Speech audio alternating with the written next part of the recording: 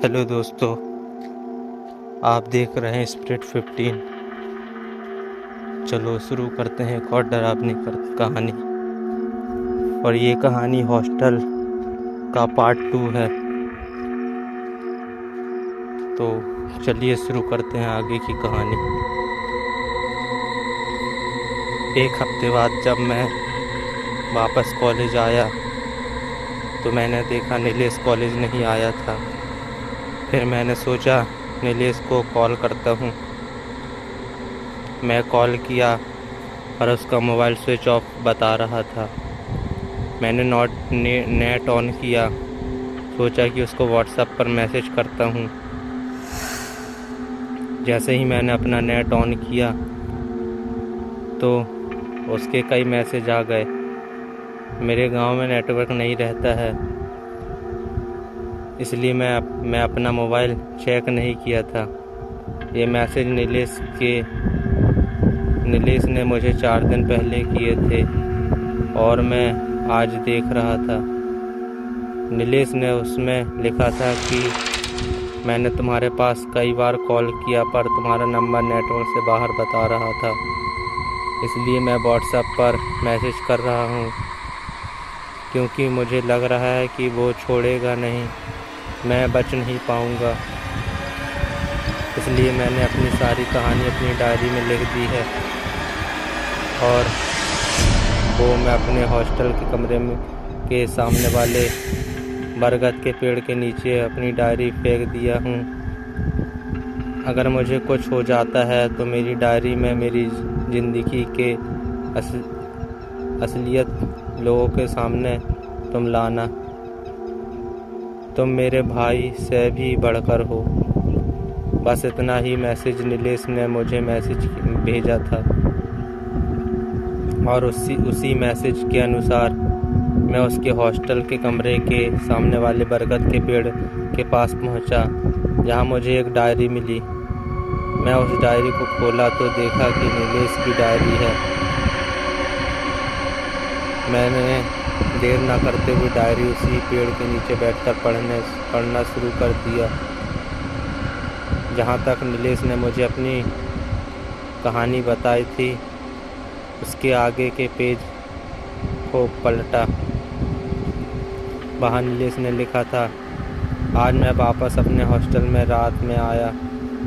मैंने अपने कमरे में पहुंचकर देखा रूममेट वहाँ नहीं है और सारे कपड़े और सामान बिखरे पड़े हैं। मुझे लगा कि मेरे बगल के रूम वालों की हरकत होगी। मैं बाहर गया, देखा मेरे फ्लोर पर सबके रूम में ताला लगा है। फिर मुझे लगा कि शायद ये मेरे रूममेट नहीं किया होगा।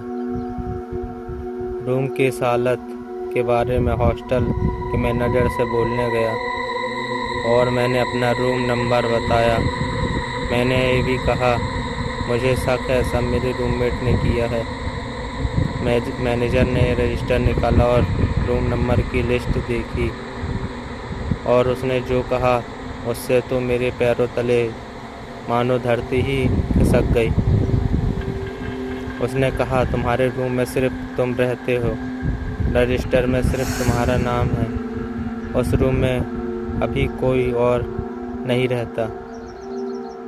मैं कहा नहीं, वहाँ एक लड़का मेरे साथ रहता है, उसका नाम राहुल था। जब मैनेजर ने थोड़ा सोचने के बाद बताया, राहुल नाम का लड़का आज से 1 साल पहले उसी रूम में रहता था जिसकी लाश एक दिन इसी कमरे में मिली थी। उसने चिट्ठी में लिखा था वो फेल होने की वजह से और पढ़ाई की डिप्रेशन की वजह से सुसाइड कर रहा है। इतना कहकर मैनेजर अपने घर की ओर निकल जाता है। मैं बहुत ज़्यादा डर चुका था। मैं सोचा अपना सामान पैक करके यहाँ से निकल जाता हूँ। कुछ दिन कहीं भी रह लूँगा पर यहाँ नहीं रहूँगा। मैं अपने रूम में पहुँचा और सामान पैक करने लगा। अचानक ही कमरे का दरवाज़ा बंद हो जाता है। मैं खोलने की कोशिश करता हूँ पर वो नहीं खुलता। फिर मैं जल्दी से अपना मोबाइल निकाला और तुम्हें फ़ोन लगाया। जब फ़ोन नहीं लगा तो मैंने व्हाट्सएप पर मैसेज कर दिया और तभी मेरे सामने राहुल की आत्मा आकर खड़ी हो गई। मेरे कमरे में एकदम अंधेरा हो गया था और मैंने अपने आप को बाथरूम में बंद कर लिया। टॉर्च जलाकर डायरी में बाकी सारी बातें लिखकर खिड़की से पेड़ के नीचे फेंक दिए। इसके आगे डायरी में कुछ भी नहीं लिखा था। नीलेश के साथ क्या हुआ यह मुझे जानना था, इसलिए मैं नीलेश की डायरी पढ़ने के बाद तुरंत ही उसके हॉस्टल के मैनेजर से मिलने गया और उनसे पूछा कि नीलेश कहाँ है। उन्होंने दुख से बोला 3 दिन पहले सुबह को उसके कमरे में उसकी लाश मिली। अब वो हमारे बीच नहीं रहा। मैंने पूछा कैसे हुआ ये सब, तो उन्होंने कहा कि किसी को नहीं पता। सभी को यही लग रहा है कि एक सुसाइड है। उन्होंने कहा अब उस कमरे में ताला लग गया है और आज भी उस